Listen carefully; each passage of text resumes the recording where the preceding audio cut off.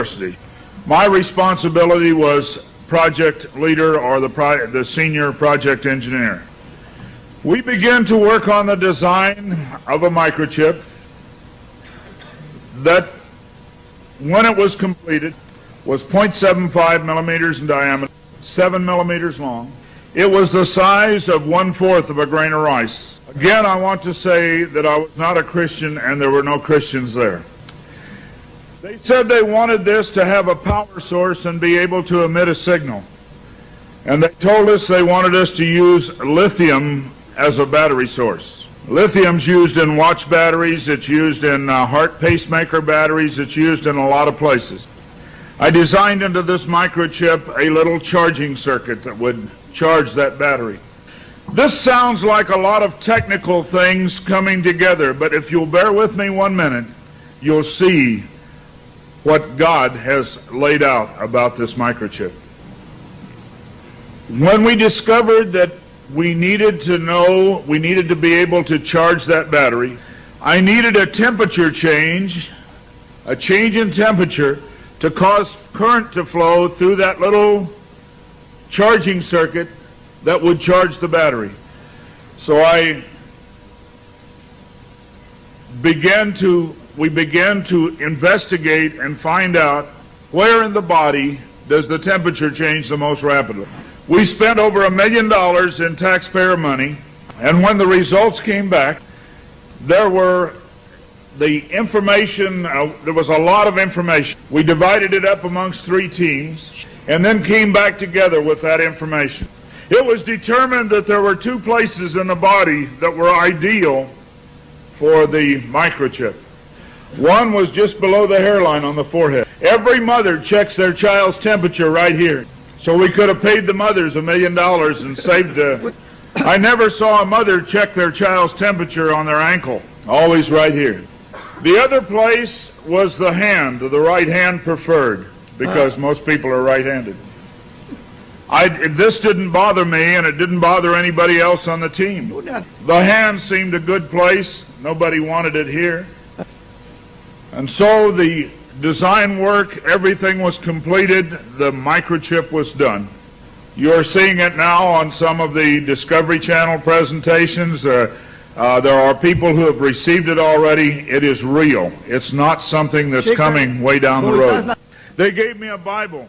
They told me not to read the book of Revelation. They said the book of Revelation is too hard to understand. So I waited, and I didn't read the book of Revelation for quite some time. Then one day I came to Revelation 13, verse 16. And he causes all, both small and great, rich and poor, free and bond, to receive a mark in their right hand or in their forehead. I didn't like what I saw. I went back and looked up the word mark. I went to the Strong's Concordance, and I found that John had used 3 words for the word mark. Charagma, charicator, and charax. That was from the Greek. I looked at those words. They talked about a scratch or an etching. They talked about a lot of things. And I said, God, this isn't it. We didn't do it. He said, go to the word for 666. The word is chixastigma. In the Greek, it says to go to 4742 as a cross. The last half of the word chixastigma. And when I looked at what it says stizo, i.e. to stick, to prick, a mark incised or punched into for recognition of ownership. I thought about the little injection tool. The end of it is called an incisor. I began to weep and I began to cry, and I said, oh God, what have we done? I couldn't believe that this lined up with what we had developed. And I began to run from God. I didn't run away from the church, I ran into the church. I tried to do as many things as I could to atone for this. But I want to tell you something, as God is my witness here tonight, this got in the way. Money got in the way. I had beautiful homes overlooking the lake. I had all the things that I wanted. And I ran because of the money. My ability to go and get $250,000 in research money took me away from telling the message. I ran for many years. What I want to tell you is that this is real. The microchip implant is real. Credit cards are failing.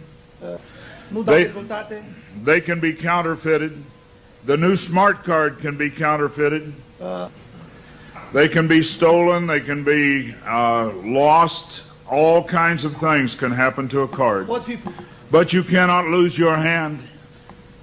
Very quickly they're going to move to this being in the hand. And I tell you, as a Christian, you cannot take this. No matter what anybody says, God's Word says you cannot take it. No matter what they try to talk you into, God's Word says don't take it.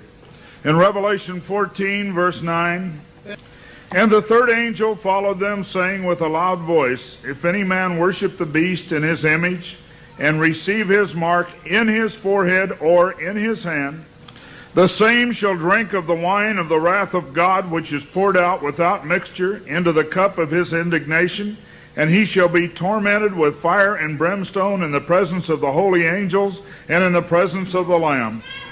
And the smoke of their torment ascendeth up forever and ever, and they have no rest day nor night, who worship the beast in his image, and whosoever receiveth the mark of his name. Here is the patience of the saints. Here are they that keep the commandments of God and the faith of Jesus. It's very simple. God's Word says to do not take it. Today there have been over 15,000 babies that have been given the positive identification, the microchip. Many companies are using the microchip as identification in their top-level employees. The Immigration Naturalization Service has a better passport, the human hand. So many of these things are all around us. We talk about the signs of the New World Order. God has spelled out in His Word just exactly what's going on today in the New World Order. Satan desires to have a one-world government. From the time he fell, he said, I want a one-world government. He wants to replace God. And so we see a government put together by men, a one-world government. The signs of the times are all around us.